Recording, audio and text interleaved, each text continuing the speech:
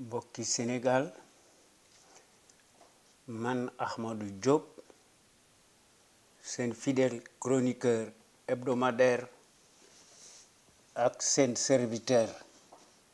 mooy waxtaan ak yéen ci sunu waxtaan wi ñu tuddee xew-xew réew mi nga xam ne maa ngi leen ko fas yéene defal bu soobee yàlla bu ma fi yàlla bàyyee talaata bu nekk à partir de 17h GMT heure de Dakar soit 19h heure de Paris xam ngeen ko duutu leen ko jaawatle ñu leen koy defal à travers les ondes de notre radio Sunu Kër FM la première radio panafricaine nekk ca Californie muy sunu rajo exceptionnel bu mag bi de renommée internationale xam ngeen ne tey sunu Sénégal gi ak la communauté internationale musulmane tàmbali nañu koor gi muy nekk le mois de dévouement béni de pardon, de partage et de solidarité alhamdulillahi rabbil alamina kon tey talaata 30 mai 2017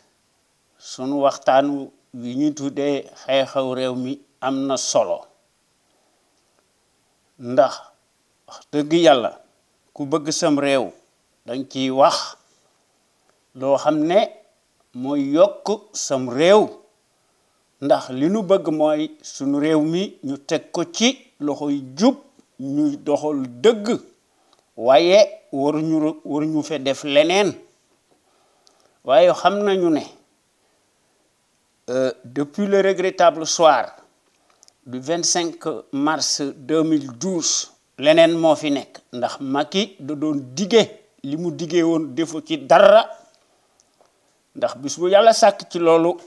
ci la nekk ndax bis bu yàlla sàkk day envoyer au charbon ces escadrons ñuy cueillir nit ñi di jafanduku ci loo xam ne amu fi ndax Macky daf koy def lu dul pour garder le pouvoir et confisquer la démocratie waaye yéen waa Sénégal ak sénégalais ak sénégalaises yi nekk ca biir réew ma ak sénégalais ak sénégalaises yi nekk ci bitim réew ñu leen di tuddee les sénégalais de l'extérieur noo ngi leen di nuyu di leen sant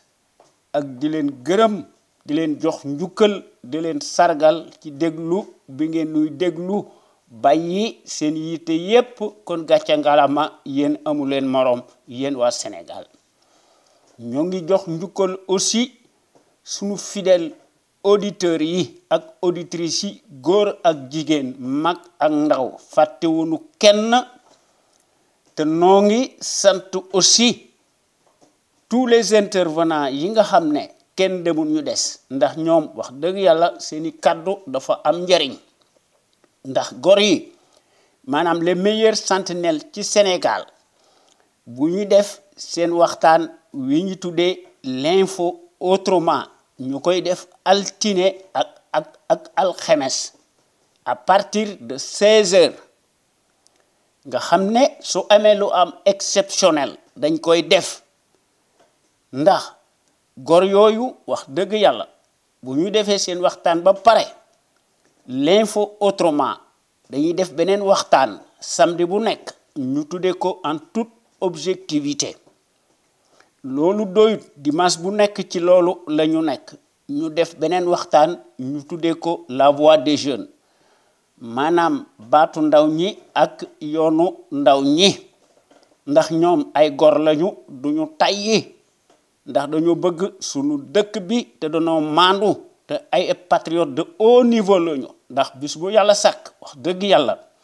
dañ ci def des réflexions remarquables prodigieuses ñu koy tabal ci boppu sénégalais yi à travers les ondes de notre radio Sunu Kër FM muy la première radio panafricaine nekk ca Californie muy sunu rajo exceptionnel bu mag bi de renommée internationale bu loolu wéyee ñun ñi nga xam ne ñoo nekk ci conscience patriotique pour le changement xam sa réew bëgg sa réew jëriñ sa réew ŋàññiwuñu kenn saagawuñu kenn ndax loolu taxunoo jóg li nu bëgg mooy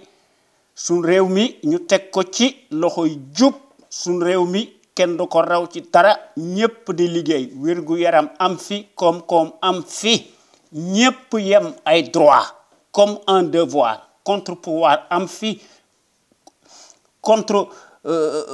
maanaam contre pouvoir am fi ak contradiction nga xam ne suñ réew mi day libre indépendant ñu restaurer fi un état de droit boo xam ne dafay tumuranke ndax sans la liberté xam nañu ne kenn mënut a tabax dara lu jàkk ak lu solide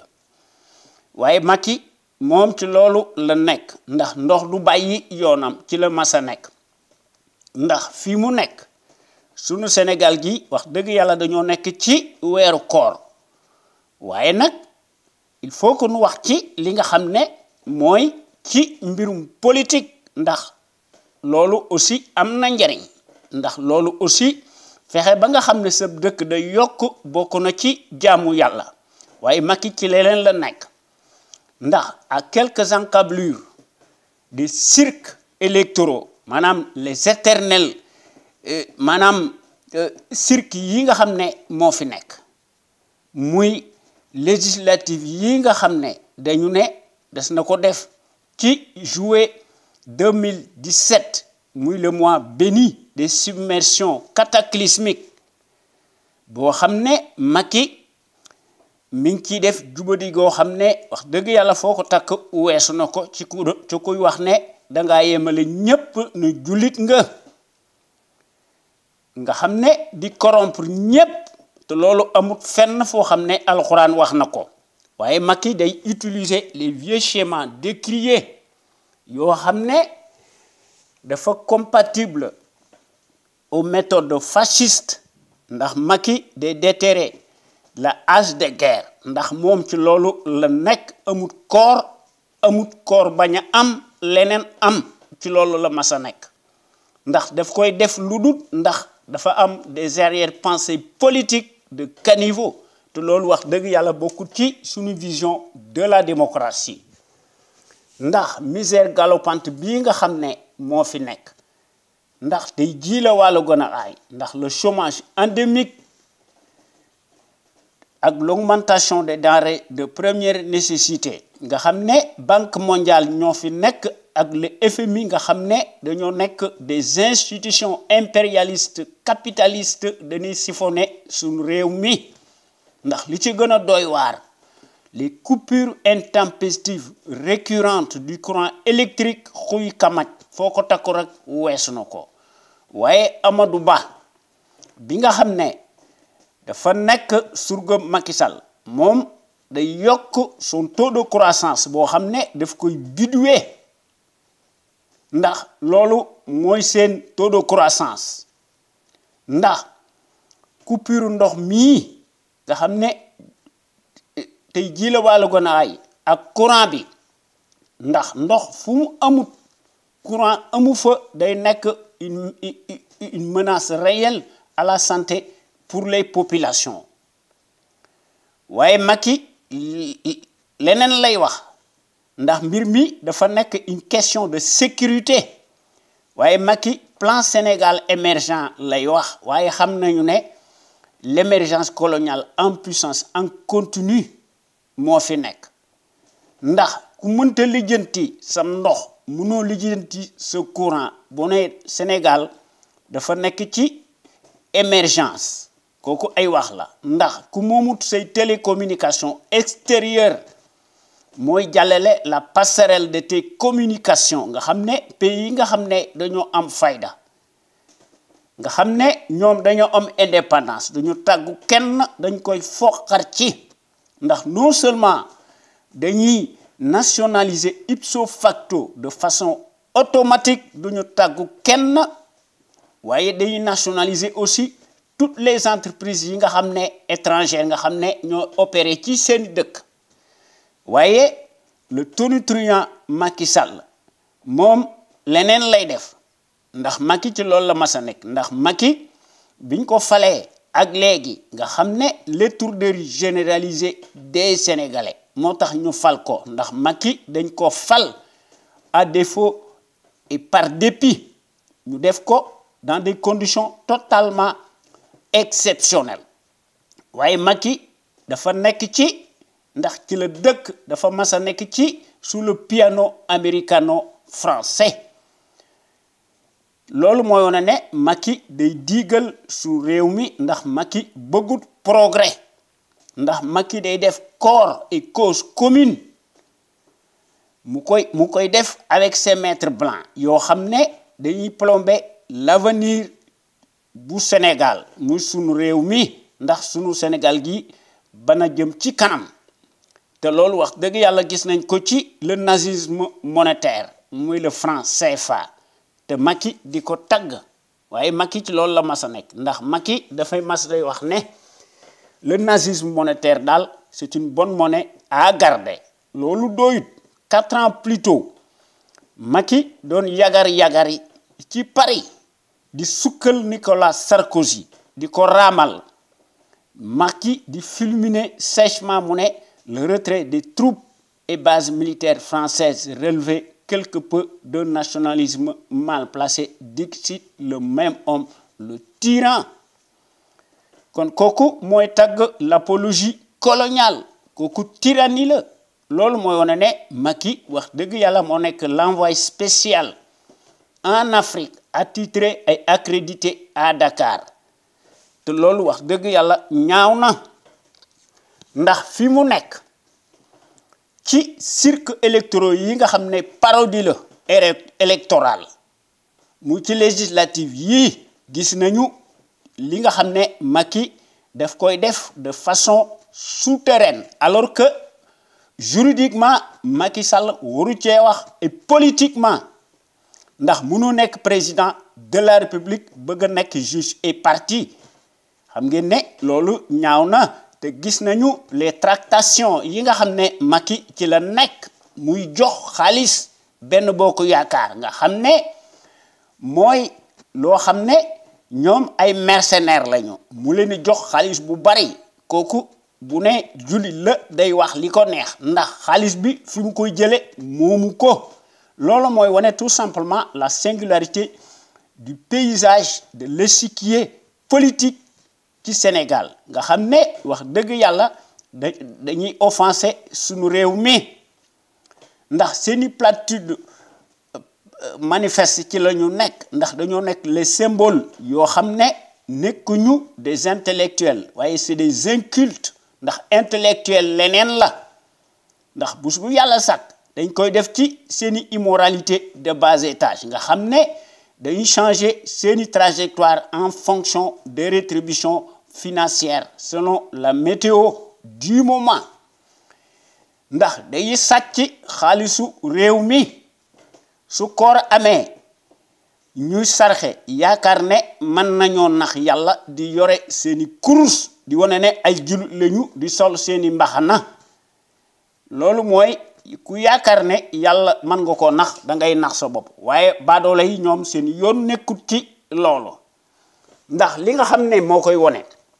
mooy depuis juróomi at yii un magistère bancal aux histoires carambouilleuses nga xam ne gis nañ ko ci les postes de nomination hystériques taillés sur mesure yoo xam ne wax dëgg yàlla day calibré wu à longueur de journée et à l'aune d'une sarabande familiale mafieuse, fétichiste, ethnique, ségrégationniste d'apartheid à la Macky Sallienne. Kon Macky moo nekk l'éternel talon d'Achille à la démocratie te loolu wax dëgg yàlla il faut que ñu jëli ko fi ndax li fi amoon ko su néew jóge na fi état de droit bi nga xamante ne bii ne daanaka sax bariwutoon Macky jële ne ko fi te loolu il faut que ñu delloosi ko ndax c'est primordial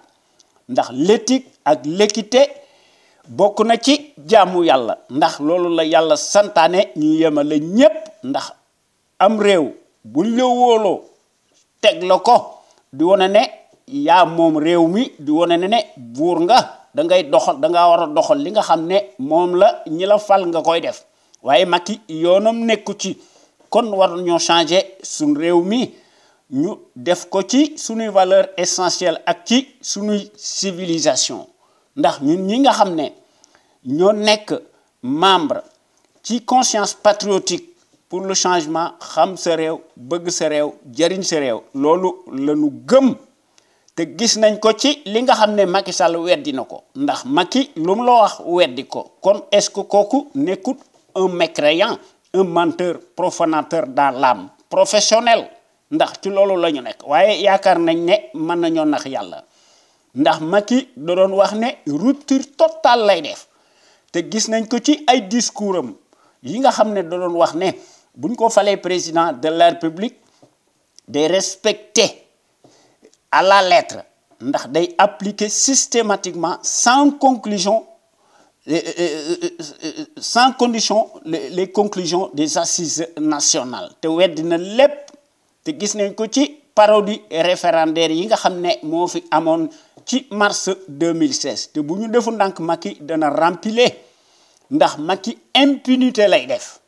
te kooku li koy wone mooy son statut supposé te loolu wax dëgg yàlla war nañu def ay garde-fou ndax président de la République du yàlla du yonent bi ndax impunité binduñu ko fenn ci constitution bi li ci nekk mooy bu ñu fexee ba nga xam ne ku fi sàcc député yi wote la ñu defal la motion de censure yoo xam ne finalement dañ lay juger par la haute cour de justice bu ñu ko defee yaakaar nañ ne suñu réew mi day jëm ci kanam waaye est-ce que faut-il que nous ayons des députés yoo xam ne dañoo bëgg réew mi jëm ci kanam seet ñi nga xam ne ñooy défendre l'intérêt général waaye li nga xam ne daal moo fi nekk Macky day utiliser l'article 80 bidon de la constitution nga xam ne dafa nekk maanaam une hystérie yoo xam ne finalement indignité la ndax ñi ngi ko gis lu dul dans les pays africains tenus d'une main de fer par des despotes woorkat te wax dëgg yàlla Macky Sall bokk na ci te loolu wax dëgg yàlla il faut que ñu corriger ko ndax Macky dafa aakimoo lépp loo xam ne baax na ci réew mi mu jox ko ay waa këram ak ay surgaam di wane ne jullit la xam ngeen ne kooku jullitam des na ndax am réew buñ la ko joxee da ngay yemale ñépp waaye ñoom xiifatuñu kon ñoom li ñuy def dafa saafaanoo li nga xam ne moom la ñuy afficher publiquement loolu moo tax conscience patriotique pour le changement xam sa réew bëgg sa réew jëriñ sa réew noo ngi dingat la gestion népotique et gabégique du Sénégal par un parti politique une coalition de partis et une famille te noo ngi dingat bu baax l'accaparement des ressources du Sénégal par une seule famille paresseuse piccatique ak son clan Macky di leen di jox des postes de haute stratégie yoo xam ne mbirum corporatisme la ethnique sans éthique ni équité Macky jox leen ko dans les structures de haut niveau bu état bu Sénégal xam ngeen ne kooku yemalewut ñépp ndax Macky dafa nommé un village entier ci koo xam ne nee nga da ngay jubal xam ngeen ne koo xam ne da nga nekk fonctionnaire ba pare bëgg a am alal ju bari loo xam ne léewut Macky am ko par les raccourcis politiques xam ngeen ne Macky n'a jamais fait preuve de patriotisme ndax un fonctionnaire si riche kooku manees nañ ne dafa sàcc ndax loolu la Macky di def neex tox waaye loolu moo fi am te loolu dagan na nit ñi di ko wax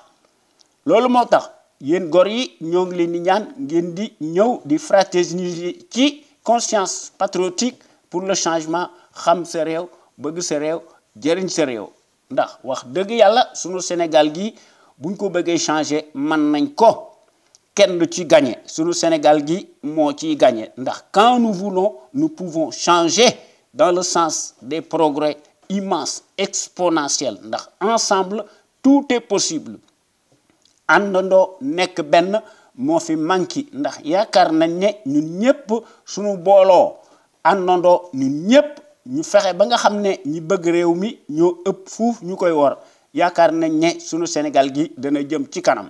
ndax ressources humaines yi ñàkku fi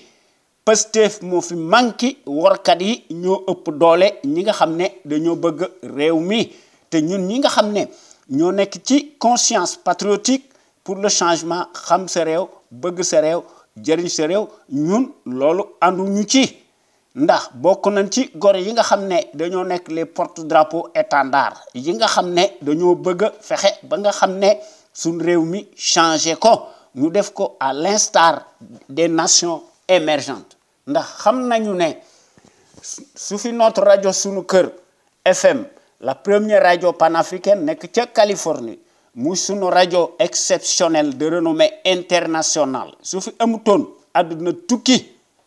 ndax dëkk ba ku fa wax dëgg Macky Sall tëj la ci kaso bi ndax les politicards yi nga xam ne dañuy raamal Macky Sall di ko sukkal di ko raamal di ko tarbiwu di wane ne buur la kooku sàcckat bu mag la kon wax dëgg yàlla yéen gor yi ñoo ngi leen di ñaan ngeen di gën a bari di déglu gor yi nga xam ne ñooy wax à travers les ondes de notre radio sunu kër FM la première radio panafricaine nekk ca Californie ndax bu leen neexee bokk ci waxtaan wi ngeen indi ci seen xalaat bu rafet loolu wax dëgg yàlla dafa baax ci am dëkk ndax su rajo bi moo nekk la plus populaire bi nga xam ne moo nekk l'éternelle cheville ouvrière des sentinelles sénégalaises aux vérités implacables aux bras d'acier inachetables et qui font constamment preuve d'analyse pertinente sans complaisance ne souffrant d'aucune ambiguïté sur la chose publique au Sénégal muy sunu Sénégal gi nga xam ne wax dëgg yàlla ñun ñëpp noo ko bokk waaye wax dëgg yàlla bés bu yàlla sàkk l'actualité politique bi day abondante ndax day débordante ba nga xam ne doo xam fan ngay commencer ak fan ngay teeral loolu moo tax wax dëgg yàlla il faut que ñun ñëpp ñu ànd nekk benn ñu unir rassembler autant de patriotes sénégalais autour d'un idéal commun pour cela nag il faut que ñu indi ci une détermination un patriotisme le civisme intelligence bu mat sëkk ñun ñëpp ku ne indi ci say ténacité ak sa xalaat bu rafet ñu boole ci la démocratie participative li nga xam ne mënta ñàkk maanaam le pilier nga xam ne mooy jën wi muy la clé de voûte bi nga xam ne mooy la volonté politique de chaque Sénégalais pour que sunu Sénégal gi nekk le phare de la démocratie plein développement économique politique financier militaire am fi sunu Sénégal gi mën a aar ay marchandises am ak ay sécurité am ak ay nitam ndax ku lay dimbali day ëmb sa sangal ndax du ma tàyyi di ko wax gis nañ ko ci Mali te loolu dafa nekk liggéey bu rëy boo xam ne dafa nekk un combat légitime du ma tàyyi di ko wax il faut que wax dëgg yàlla ñu réformer impérativement le régime présidentiel nga xam ne mbirum monarchie la ñu remplacer ko par un régime parlementaire boo xam ne beaucoup plus juste nga xam ne finalement loolu dañ ko war a def te il faut que ñu tabaxaat suñu dëkk bi ndax ñu man ko liggéeyaat maanaam ñu indi ci une dynamique ñu indi ci des principes démocratiques et des institutions fortes waaye ab dëkk soo fa indee des institutions fortes nga xam ne ay woorkat ñoo fi nekk dañ koy jàllar bi kooku wax dëgg yàlla il faut que ñu seet meneen pexe boo xam ne il faut que ñu def ba nga xam ne ñu tabaxaat suñu dëkk bi yoo xam ne des patriotes sénégalais imbus de la fibre d'honneur ci ñoom ci loolu la ñu war a nekk ndax loolu mooy dëgg ndax bonne gouvernance irréprochable am fi ak un état de droit boo xam ne le président de la république duutu nekk maanaam koo xam ne day nekk le personnage central boo xam ne mooy décider en lieu et place de tout le monde xam ngeen ne loolu wax dëgg yàlla dañ ko war a bañ te loolu dafa nekk liggéey bu rëy boo xam ne war nañ ci jàngat ndax war nañoo def ba nga xam ne maanaam il faut que ñu créer les conditions obligatoires d'une véritable gouvernance économique saine transparente attentive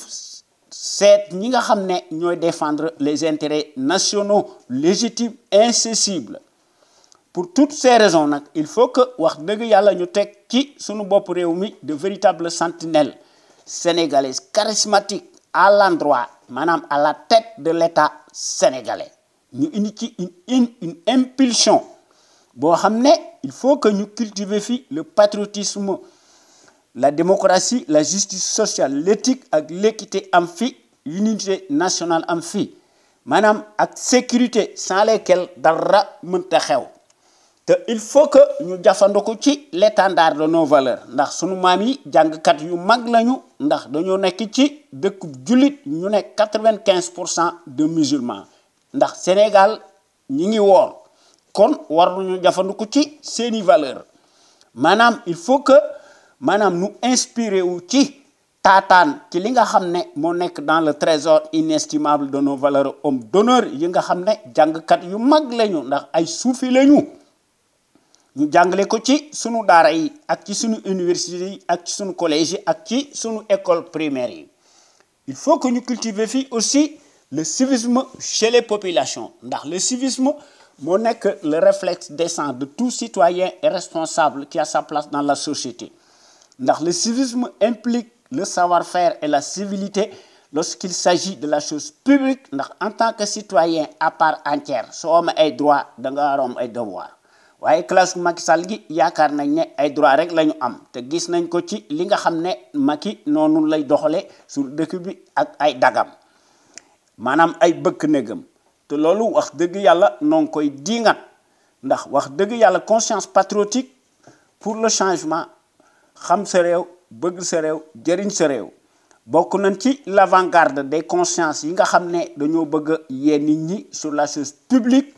ndax ku yor sa kër kenn du la war a wax dara waaye mënoo yore alalu réew mi di ko pasar pasare yaakaar ne bu yàlla wàccoon sax ak yonent bi nga tere ko kooku affaire woorkat la kooku bokkut ci maandu kooku bokkut ci ku ne jullit nga te loolu wax dëgg yàlla noo ngi ciy def une vaste campagne de sensibilisation massive boo xam ne dañoo bëgg a yee nit ñi de sorte que chaque fois que maanaam élection am chaque citoyen ou citoyenne sénégalaise fu mu mën a nekk ci adduna bi dafa war a armé wu de son bulletin de vote boo xam ne day woteel librement en toute conscience et en toute indépendance seet ki nga xam ne mooy défendre l'intérêt général ñu woteel ko su fekkente ne bii ne élection am na waaye loolu du ma tàyyi di ko wax ndax yaakaar nañ ne Macky Sall ay carte du ko fi jële il faut que ñu utiliser d'autres paramètres distincts des cirques électoraux yoo xam ne l'issue des scrutins de pacotille se joue dans la cour des voleurs en bande organisée te gis nañ ko ci Ousmane Tanor Dieng ak Moustapha Niass nga xam ne ñoom finalement am nañu discours yi nga xam ne ci la ñu nekk ndax actuellement ñi ngi xuloo ci seen biir ku ne naan 20 laa am kii naan 30 laay am kon ñoom finalement marchandage la ñuy def kon ñoom wax dëgg yàlla bëgguñu sunu réew mi loolu moo tax notre rajo Sunu Kër FM bi nga xam ne moo nekk la première rajo panafricaine nekk ca Californie moo nekk la rajo la plus crédible par son patriotisme actif yoo xam ne wane na ko bu baax ndax sunu rajo bi dafa am des qualités exceptionnelles ndax la qualité est avant tout un état d'esprit qui vise à l'excellence yokkute am fi ci jëf ak ci jikko won ko askan wi bu leer naññi te loolu la sunu rajo bi am ak gor yi nga xam ne ñoo ciy wax maanaam les véritables sentinelles sénégalaises yi nga xam ne saa yu seen kàddu jibee dañ koy def librement en toute indépendance et en toute conscience sur des bases voulues ndax ñooy mottali par leur esprit alerte la bassesse et la médiocrité d'une certaine classe politicarde plutocrate multimilliardaire des raccourcis politiques ndax les sentinelles sénégalaises yi nga xam ne ñooy wax à travers les ondes de notre radio sunuker.com ñoom ñëpp dañoo am une logique crédible patriotique nationaliste bien placée qu'elle distille dans les consciences sénégalaises pour que suñ réew mi topp ci tànk yi nga xam ne ci les grandes nations émergentes yi nekkee nga xam ne ku leen tooñ ñu di gàlle ko yow ba mu saf sàpp loolu moo tax notre rajo Sunu Kër panafricaine nekk ca Californie moo nekk le rempart de la démocratie réelle qui porte par excellence la marque du support médiatique sénégalais le plus libre pour son indépendance plausible par rapport à un exécutif corrompu, juste et parti impulsif et qui dicte sa propre loi arbitraire au nom de la tyrannie pour faire taire toute voix discordante des opinions libres. Ndax notre rajo sunu kër góor yi ci nekk ñoo nekk fi ñu nekk ndax ñooy wax ci suuf ci kaw et publiquement ce que les minables politicards pensent tout bas par leur insuffisance criarde ndax yaakaar nañ ne politicards yooyu ku ci critiquer Macky Sall duutu la sarax te xam naa ne fi mu nekk ñi ngi tarbiyu Macky Sall ndax ñu sarax leen maanaam ñu jox leen suukaru koor ndax ci loolu la ñu mas a nekk ndax moom la ñuy raamal te kooku ñuy raamal di ko sukkal di ko tarbiyu maanaam di ko porter allégeance wax dëgg yàlla neexut a wax waaye sàcckat bu mag la ndax xam nañu ne wax dëgg yàlla dañoo nekk ci koor waaye nag loolu bokk na ci jàmmu yàlla ndax yàlla nangu na ko di wax dëgg ndax góor yi nga xam ne ñooy wax à travers les ondes de notre rajo sunu kër nekk ñu fi rek di critiquer wala di sànni ay xeer ndax bis bu yàlla sàkk dañuy proposer des solutions concrètes pérennes et durables ndax ñu mën fay créer un véritable Sénégal émergent totalement opposé à celui des menteries inflationnistes fascistes ndax góor yi nga xam ne ñoo nekk fi ñu nekk amu ci kenn koo xam ne am nga complexe dans ton fort intérieur ndax li ñu xalaat dañ koy wax bu baax ndax ñoom ñëpp dañoo am un savoir-faire un savoir-être un savoir productif actif yoo xam ne wax dëgg yàlla kenn dutu ko jaawaatle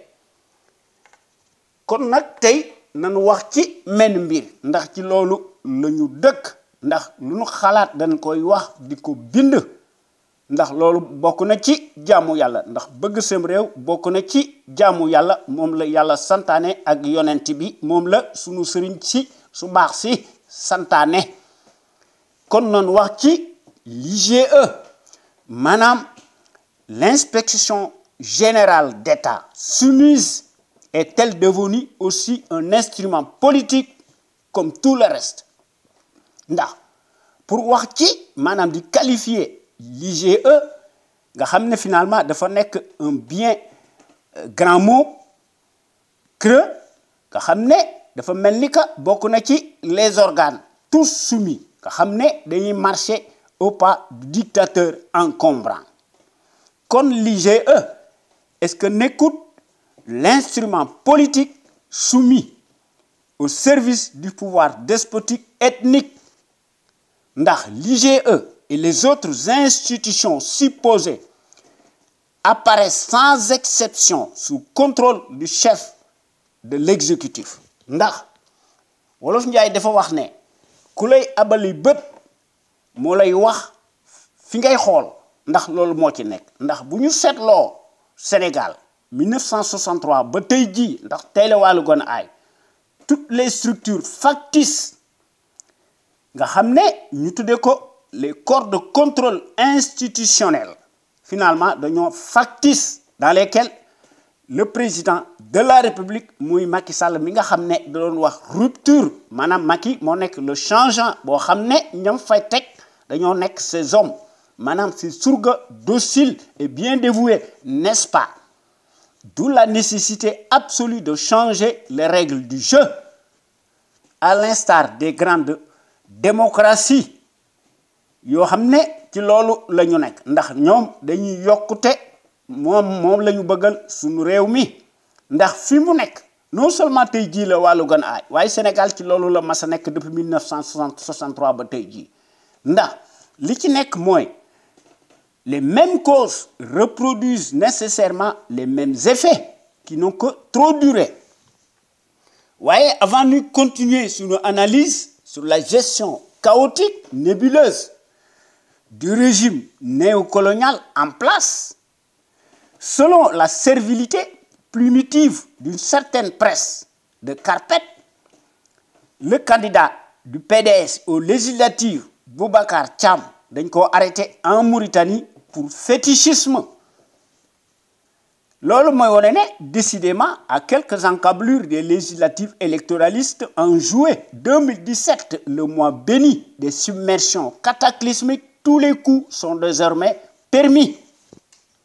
finalement mbir mi dafa mel ni que c'est l'hôpital qui se moque de l'hospice ndax la servitude a-t-elle donc oublié la cassure du tuyau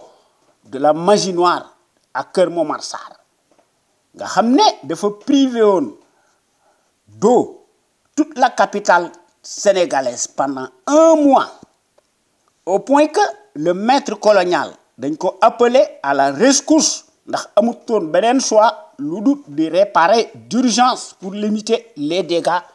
collatéraux ndax malgré sa tonalité l'IGE maanaam l'institution suscitée déclaré n'est qu'un géant virtuel aux pieds d'argile reste plus que jamais aux attaches de la soldatesque tyrannique Waffen SS ndax loolu moo fi nekk ndax bu ñu juum l'IGE bokk na ci le maillon de la chaîne sous contrôle ki koy contrôler kan la muy Macky Sall bi nga xam ne dafa nekk le procureur réel de la République des caïds et des fripouilles ndax Macky en même temps moo nekk le secrétaire général de son propre parti politique cliniquement clanique. Macky s'adjuge en outre le promoteur du népotisme et de la malgouvernance maanaam Macky moo nekk le symbole manifeste du misérabilisme étouffant li nga xam ne moo ci nekk mooy le taciturne Macky Sall Mikar qui est à la fois président de la République et le secrétaire général de son propre parti politique cliniquement clanique ci législative yi day passer par derrière ndax Macky s'implique davantage et déloyalement dans la campagne électorale mi ngi arrosé dans le secret des dieux massivement Benno Bokk Yaakaar ou le cartel maanaam l'escarcelle maanaam Benno Bokk Yaakaar nga xam ne Benno Bokk wor suñu réew mi dont Ousmane Tanor Dieng l'irréfléchi, l'inimitable arriviste opportuniste, l'autre pédigré catapulté au sommet de la prétendue sommité HCCT nga xam ne muy acronyme nébuleux boobu finalement kon mbir mi li nga xam ne moom lañ fi gis mbir mi dafa changé ndax Sénat bis lañ fi gis maanaam HCCT boobu dafa nekk un recyclage de déchets toxiques nga xam ne dañ koy def avec les deniers de l'État boo xam ne dañuy ŋàcc ci poosu réew mi ndax Macky day mépriser les Sénégalais ñun ñëpp lay mépriser lépp lay tere loolu moo wane ne en vérité la démocratie biaisée amputée te kooku day créer un déséquilibre effarant entre les forces en présence te aussi day entraîner de facto la fausseté des règles de la transparence dans un État supposé régalien boo xam ne état bi nee nañu Sénégal dafa nekk un état de droit waaye loolu amu fi dans ces conditions li fi wax ne le suffrage universel transparent kooku finalement c'est une hypocrisie tout simplement ndax au sein de Benno Bokk Yaakaar ndax Benno Bokk Yaakaar moo nekk la tanière ou l'assemblage des mercenaires accroupis maanaam l'éternel duo à mort ou les deux chiens de faïence nga xam ne pour sauver seeni peau se retrouve dans le club nga xam ne représenté par la machine toxique franc-maçonnique en l'occurrence Ousmane Tanor Dieng ak Moustapha Niasse nga xam ne s'acclimate abjectement dans des marchandages époustouflants nga xam ne finalement mbir moomu dañuy jox la mesure que ces gens-là ñoom finalement buñ ko seetlee seeni mbir dafa mel ni que amuñu aucune parcelle de vertu ndax dafa mel ni que ils ne sont motivés que par la part du gain ndax amuñu ndax wonewuñu la moindre fibre d'honorabilité ndax dañoo am des carences mortifères contre-productives ndax finalement dafa mel ni que ñoom li leen tax a jóg mooy des ambitions personnelles et des privilèges indus ndax amuñu conviction politique amuñu moralité peu ou prou c'est le moins que l'on puisse dire ndax à quoi joue donc l'IGE boo xam ne dafa mel ni que moo nekk le bras armé apparenté au régime fasciste des rapines politiques ndax les postes familiaux se mesurent se multiplient à l'aune de la démocratie familiale nga xam ne des fils de notables prétendus te loolu lañu gis ci IGE te moom la ñu gis ci gouvernance bu Macky Sall nga xam ne gis nañ ko ci toute sa famille ndax de 63 à nos jours la monarchie présidentielle qui est totalement illégale juridiquement sévit de plus belle ndax tout change nga xam ne finalement li nga xam ne moom lañ fa gis une bande de communards boo xam ne tout continue et rien ne change en vérité ndax wolof Njaay dafa wax ne te tubaab aussi loolu la wax ñii ànd ñoo bokk jikko maanaam ceux qui se ressemblent s'assemblent, n'est-ce pas ndax dafa mel ni que l'IGE tantôt elle fait preuve d'ambiguïté tantôt elle insinue des propos obscurs clairs aigre-doux alambiqués ou des conjectures à la seule fin de brouiller les pistes pour paraître équidistante afin de montrer une neutralité confuse entre les turpitudes du juge et parti et Karim Wade, ancien super ministre d'État du ciel et de la terre. Ñu ne dafa am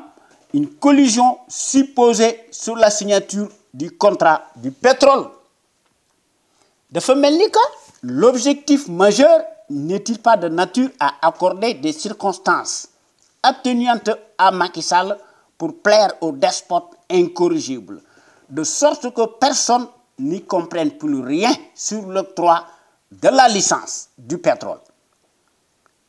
Maanaam en politique tout se tient ndax on aura beau vouloir des institutions fortes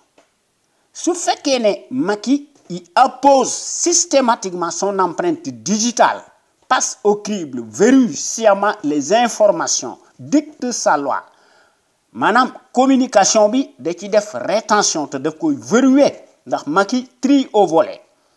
par sa propre convenance ce qui doit passer à la potence politique oui ou non ndax Macky day travestir allègrement les faits accablants ndax day manipuler par l'intox ses ustensiles de cuisine les maquille comme l'indique son nom wala muy fouler du pied les faits troublants ndax Macky bénit ses affidés ferrés captifs qui lui obéissent machinalement et promptement et qu'il blanchit par ses dérives exponentielles du haut de son piédestal et à travers sa justice hérétique docile prête à exécuter les basses œuvres en échange sûrement des galons indus à caractère à la fois ethnique et politique et pour des raisons bassement matérielles et de notoriété ou de prestige te loolu la ñu gis ci IGE te loolu la ñu gis ci lépp tous les corps de contrôle sans exception ndax mbir mi nekkut un cas isolé dara changé wu fi kon il faut que nous ayons la présence d'esprit d'élire convenablement des patriotes altruistes et de conviction à la place qu'il faut et à l'endroit, au lieu de désigner mécaniquement par le suffrage universel, à défaut et par dépit, des imposteurs nés, changeants, qui agissent sans éthique, ni équité, ni scrupule, se convertissent en chapardeurs déclarés, sortis de terre par on ne sait où et comment, gouvernent sans discernement, sans foi ni loi, par leur brutalité absconse, qui est inscrite de marbre et de façon irréversible dans leur ADN exceptionnel, et sur fond de discrimination notoire au su et au vu de tout le monde. Ndax loolu la fi Macky Sall nekkewu fi leneen bu ñu dee wax dëgg. Mais faut-il que nous ayons la capacité politique de choisir souverainement, librement, en toute conscience et en toute indépendance, ceux qui ne défendent que les intérêts supérieurs de la nation sénégalaise suñu réew mi ndax l'Office national de lutte contre la fraude et la corruption muy l'OFNAC dafa rendre en public son rapport accablant ci 2014 ak ci 2015 contre le directeur du COUD, un proche de Macky Sall ndax dans le cas d'espèce, il s'agit bien de détournement de deniers publics, de manquement à ses obligations et de dysfonctionnement en continu. Ndax directeur de COUD bi dañ ko jox 89 millions de francs CFA nga xam ne à l'occasion de la visite du président de la République muy Macky Sall le 31 juillet 2015 à l'université Cheikh Anta Diop waaye subvention yooyu dañ ko accordel le 13 août 2015 kon maanaam defu ko ndax bi nga xamante ni bii ne da doon jafandiku ci la visite de Macky Sall kon dañoo jàllar bi carte gi kon mbir mi sàcc am na ci diigal la luubal la rësleur la waaye pire l'enquête bu OFNAC dafay révéler qu'aucune trace de l'effectivité des dépenses annoncées et que ces montants yi nga xam ne moom la ñu accordé le directeur de COUD bi dañ ko décaissé te defu ci procédure réglementaire bi nga xam ne finalement jox nañ ko ndax le directeur defu ci benn décence ne s'inquiète outre mesure a donc agi en toute impunité ana l'IGE ana la CREI yi nga xam ne soi-disant dañuy doxal dëgg kon xaj ji am na ci. Est-ce donc la raison pour laquelle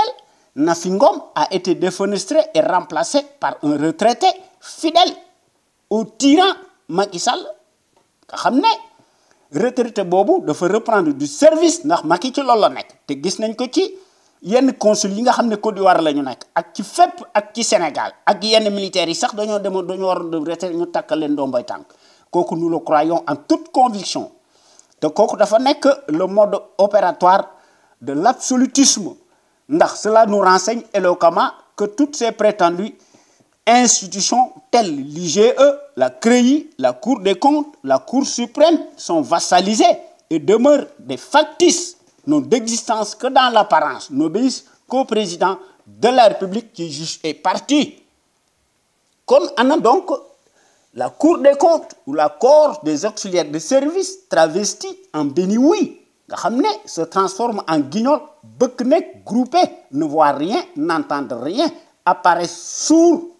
mais s'agite ouvertement à la place publique reste visible lorsqu'il s'agit des citoyens libres que l'on embastille brutalise pour des broutilles pour les humilier alors que dañoo war a ñemale ñépp ku sàcc dañ la war a dugal ci kaso bi waaye Macky du ko def day def xaj ji ak seen ndax cette Cour des comptes n'est pas un cas isolé tant s'en faut il y en a beaucoup plus à l'appel au contraire loolu mooy wane tout simplement la face cachée de l'iceberg versus la république parentale ou la rupture éclopée à la Macky Sallienne. Citons-en quelques représentants hypothétiques annexés ndax Macky da leen a yilif di leen wommat ndax da leen a defal buumi njaam tel l'IGE et la panoplie des autres organes d'État comme l'inspection générale des finances nga xam ne dañoo nekk des institutions emphatiques nga xam ne finalement bu ñu ko seetloo ba seetlu ko dañoo nekk des instruments politiques de propagande clientéliste encapuchonnés tous soumis au service du pouvoir apocalyptique nga xam ne une gouvernance usurière totalitaire moom lañ fi gis ndax IGE ñoom ñëpp dañoo nekk maanaam c'est des grands mots creux trompe-l'œil insignifiants au regard de la délinquance financière nationale et internationale incarnée par celui maanaam qui s'est bel et bien enrichi plus que d'autres par les raccourcis politiques muy Macky Sall. Peut-on alors parler de bonne gouvernance et de transparence visible à l'action matérielle sur le terrain du crime? Comme l'IGE est-elle donc devenue un instrument de propagande délictueux au service du pouvoir négationniste ethnique d'apartheid? loo ci seet mi ngi ci ndax loolu xel mën na koo nangu ndax les rapports entre le pouvoir exécutif et le pouvoir législatif, judiciaire et médiatique sont ténus, restent plus que jamais incestueux plus qu'hier. Ndax leur responsabilité d'apparence dépend de leur servitude vis-à-vis du chef de l'exécutif qui est totalement corrompu lui-même, muy Macky Sall himself. Ndax comment accepter dans ces conditions que l'on puisse respecter un voleur pris la main dans le sac boo xam ne da doon plastronner à travers les médias de la planète entière nga xam ne Macky doon promettre vaille que vaille la bonne gouvernance transparente saine que sais-je encore qui fut très prolixe sur la scène politique nga xam ne Macky était pauvre hier très pauvre ndax Macky dafa amoon un visage émacié en 2000 hier ndax Macky tirait le diable par la queue et vivait avec sa femme dans les quartiers populaires de la capitale sénégalaise. Macky s'est subitement engraissé miraculeusement 4 ans plus tôt avec ses nombreuses nominations tànn sablonné au point qu'il est devenu si méconnaissable ndax Macky est devenu joufflu trapu par sa surcharge pondérale. Même sa femme au foyer s'est elle-même enrichie ndax Mariam Faye moo nekk la propriétaire non seulement de la permanence de son mari waaye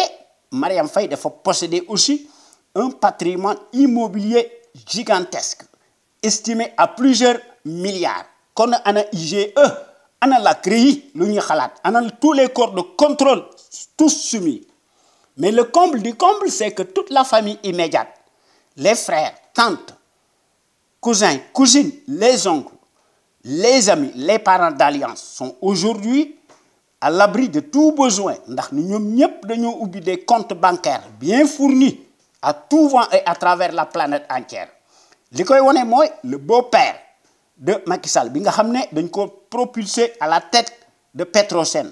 maanaam une entreprise sénégalaise boo xam ne c'est une entreprise sénégalaise boo xam ne Sénégal moo ko moom waaye Abdourahmane Seck moom lañ fa teg te ku nekk xam na kuy Abdourahmane Seck loolu mooy tout simplement la règle des réciprocités dans les démocraties familiales en Afrique des nègres de service warkat ndax dans un état de droit civilisé transparent Macky maanaam ci ay scandale ubuesque ci la nekk nga xam ne wax dëgg yàlla dafa waroon a bénéficier d'une enquête parlementaire rigoureuse en toute indépendance en toute logique boo xam ne daf koy conduire ipso facto devant les tribunaux libres pour ñu mën ko juger pour haute trahison nga xam ne Macky ci trahison yi dafa nekk des trahisons multiplicatives. En effet, au terme de cette enquête, le renégat n'aurait plus sa place au palais mais à Rebeuss son nouveau Guantanamo boo xam ne moo fa dugal ñi ko neex ndax Macky day abuser de la force publique. Kon ana l'IGE et les autres corps de contrôle ana la CREI ana la Cour suprême waaye Macky ay dagam la fa teg ndax Macky choisit ces hommes qui lui obéissent ndax kon ana la moralisation de la vie publique ana lu ci corps de contrôle yi di xalaat dañ ko war a appliquer automatiquement à Macky Sall et sans condition ndax à partir du moment où il a trahi Macky ne peut plus se prévaloir pour mu mën a bénéficier d'une immunité ndax bu ñu ko defut impunité la voilà te constitution bi bindu ko fenn faut-il que nag ñu am des députés yoo xam ne dañ ko nangu ndax ñu war a am le courage de le faire en bonne et due forme ndax dëkk yi am fayda ci loolu la ñu nekk te gis nañ ko ci Brésil waaye suñu réew mi leneen moo fi nekk ndax compte tenu de ce que nous savons sur la magistrature ethnique ségrégationniste d'apartheid corporatiste il est parfaitement établi qu'aucune rupture n'a été opérée jusqu'ici si ce n'est le pire qui s'installe malgré les discours et les litanies inflationnistes fascistes à l'abondance nga xam ne par les coups tordus de Macky Sall dont il détient l'unique secret ndax Macky moo battre le record ci affaire népotisme ak di jubadi ndax gis nañ ko ci pétrole bi ndax Macky dafa octroyer la licence ci pétrole bi mu jox ko Aliou Sall son frangin l'autre grossi pâteux opportuniste prétentieux n'est en définitive que son prête-nom direct en réalité pour dire la vérité ana corps de contrôle ana IGE ana la Cour des comptes ana la CREI. Où est donc la moralisation de la vie politique au Sénégal pour interdire et les emplois familiaux et le cumul des mandats alors que Macky ci loolu la doon latoo kon qu'il s'agisse de l'IGE ou d'autres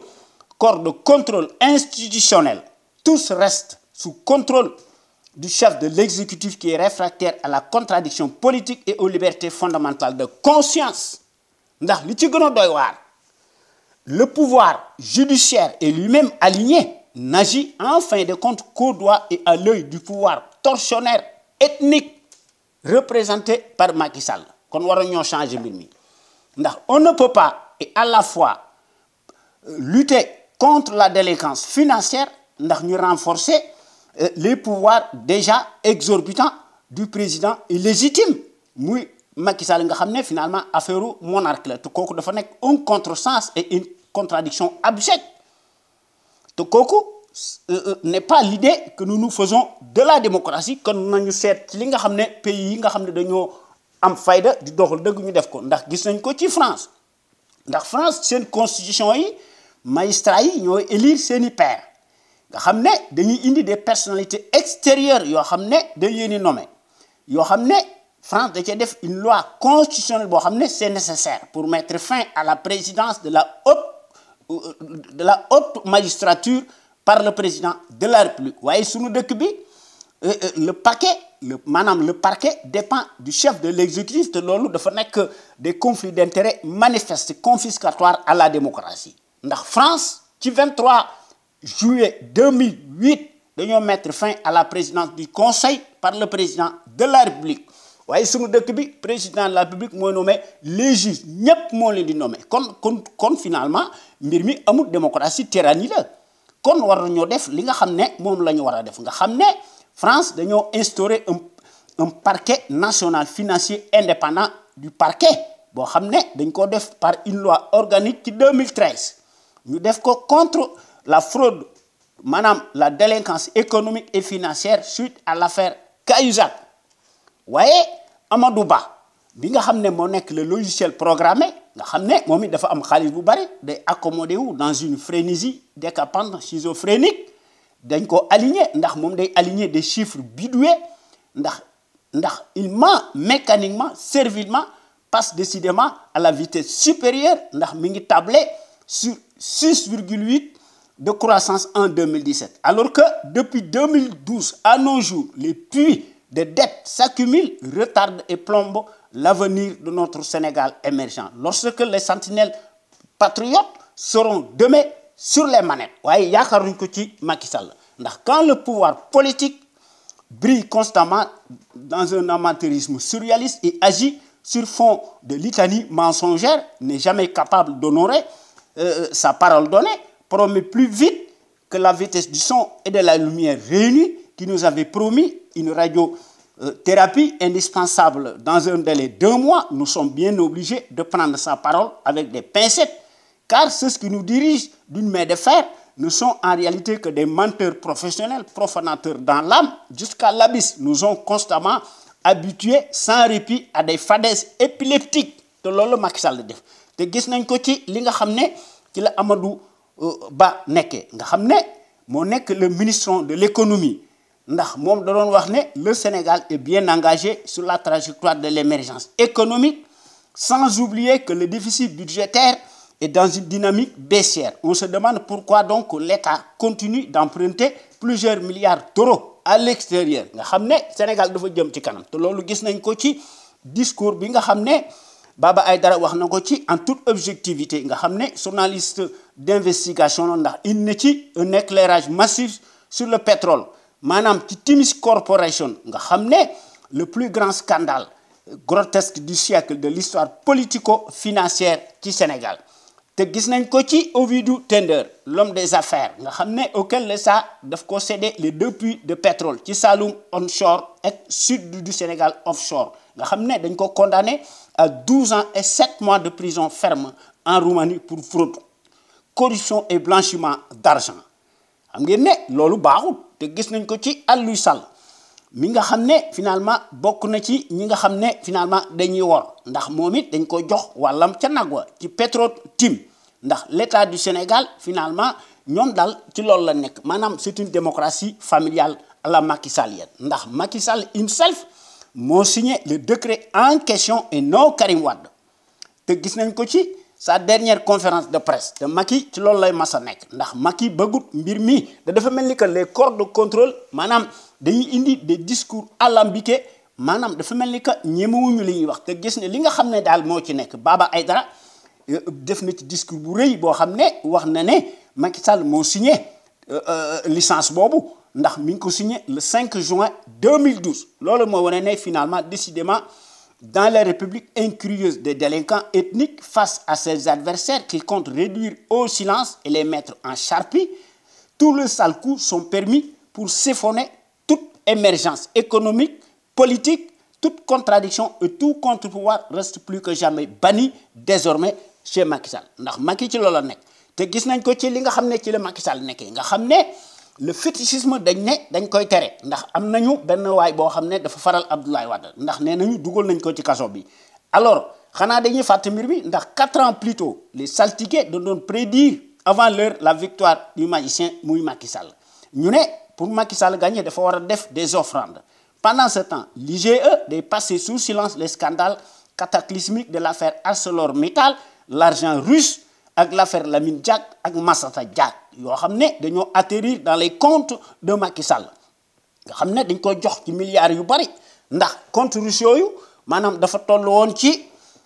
maanaam 1,5 million euros te gis nañ ko ci Big Togo les marchés de gré à gré ak ci Adama Faye xam ngeen ne kooku mbirum jubadi la te gis nañ ko ci le deal bi nga xam ne Angela Merkel ànd na ko mu def ko ak Macky Sall nga xam ne dañoo bëgg a rapatrier 300 Africains y compris des Sénégalais ñu jox ko ñu dig Macky Sall 1,8 milliard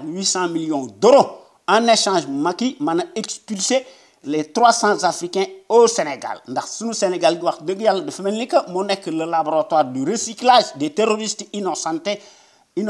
à Guantanamo nga xam ne fii dépotoir lay nekk te loolu wax dëgg yàlla noo ngi koy ñaawlu kon noo ngi sant gor yi nga xam ne ñooy wax à travers les ondes de notre rajo Sunu Kër FM nga xam ne gor yi ciy wax dëgg góor péng la ñuy wax ndax dañoo bëgg suñu réew mi ndax bu suba yàlla sàkk dañ ci def un décryptage massif ñu koy def ci seeni coobarey bopp nga xam ne duñ ci am